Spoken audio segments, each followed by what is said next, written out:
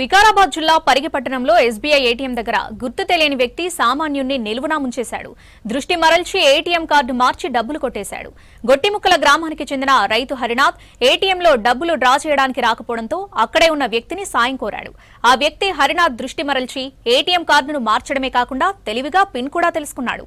డబ్బులు రావడం లేదని చెప్పి అక్కడి నుంచి వెళ్లిపోయాడు. తర్వాత హరినాథ్ ఖాతా నుంచి ఏకంగా 70,000 కాజేశాడు. విషయం తెలియని హరినాథ్ మరుసటి రోజు డబ్బులు డ్రా చేద్దామని ప్రయత్నించగా తన అకౌంట్లో కేవలం 170 రూపాయలు మాత్రమే మిగిలి ఉండటంతో షాక్ అయ్యాడు. ఏటీఎంలో డబ్బులు డ్రా చేయడంలో మోసపోయానని గుర్తించి బ్యాంకులో ఆరా తీశాడు. ఏటీఎం సీసీ కెమెరాల్లో దుండగుడి విజువల్స్ రికార్డయ్యాయి. బాధితుడి ఫిర్యాదుతో కేసు నమోదు చేసిన పోలీసులు దర్యాప్తు మొదలుపెట్టారు.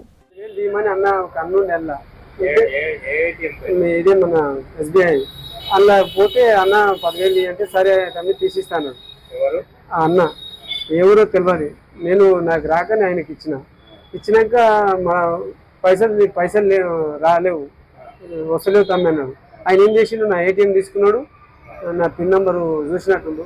చూసి నేను చెప్పలే, నేను కొడుతుంటే ఆయన తొంగి చూసిండు అనమాట. నా ఏటీఎం తీసుకొని ఆయన ఏటీఎం ఇచ్చిండు.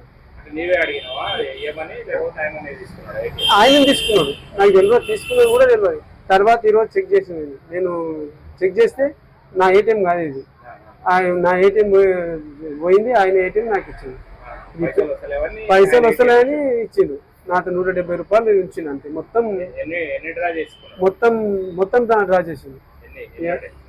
71,570 రూపాయల నాకు 170 రూపాయలు మిగిలి. నేను పొద్దుగాల సాధారణ రావుకోవడమని వెళ్ళినా. నేను ఏడ మౌలికిద్దను ఉన్నది ఆడ చూసుకున్నా. వేలు పెట్టి తంబు పెట్టి 20,000 తీసుకుందామని అనుకుంటే లేవు పైసలు, 177 ఉన్నాయి అంటున్నాను.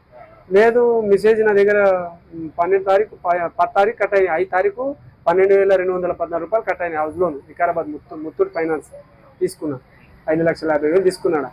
అయితే కట్ అయినాక 60 రూపాయలు అది ఉండాలి. 71,570 రూపాయలు ఉండాలి. ఈయనకి ఇచ్చినంత మాత్రాన్ని ఇట్లా చేసింది. గొట్టిముక్కల నా పేరు హరినాథ్ అని.